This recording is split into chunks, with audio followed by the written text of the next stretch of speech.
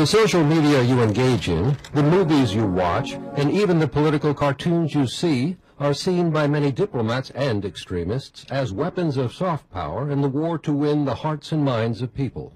The modern world has actually made this question of soft power and culture even more significant, because the rise of social media and the changes in the way the world operates from a global standpoint have distributed power around the world in individual groups and even among individuals in a way that we haven't seen for many centuries. Internet activist Julian Assange was one of those individuals whose recent disclosure of classified documents was seen as a soft power attack on governments, spy agencies, and prying open the back door of diplomacy. With the WikiLeaks, the Tea Party movement, etc., we're noticing that it makes it more difficult to do, let's say, closed-door diplomacy. It's also more difficult to do propaganda. Former Homeland Security Secretary Michael Chertoff, who co-authored the Patriot Act, pointed to how a soft power cartoon provoked a nearly hard power use of deadly force. A classic example is those people who view American culture, movies, and literature as imperialistic. And this is a big part of the narrative of the Islamist extremists, that American culture is degrading, it invades the indigenous culture. And the best proof of that is the amount of effort that the terrorists are putting into trying to kill the people who ran the cartoons in Denmark.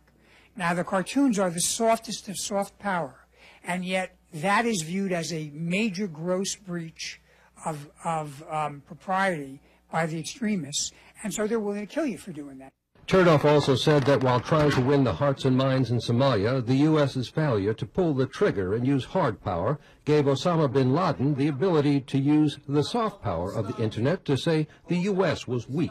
After the United States left Somalia, in the wake of that Black Hawk Down incident, bin Laden is supposed to have said to people, you see, this shows the Americans don't have the will to fight. I would argue much of what happened in the years after, and much of the prestige bin Laden got, was the belief that America was weak and was unwilling to do some very difficult things. But the soft power sword of social media and the Internet also took a swipe at al-Qaeda. Ayman Zawahiri, who was the #2 in al-Qaeda, did an Internet town hall meeting.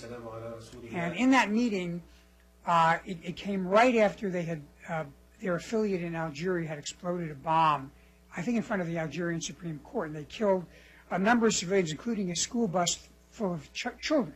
And some of the people on the Internet chat were very critical about the fact that Muslim school children had been killed, and why had Zawahiri done this.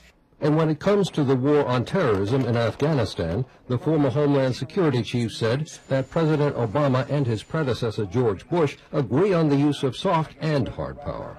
The administration's continued to put troops into Afghanistan, which I think is a good thing.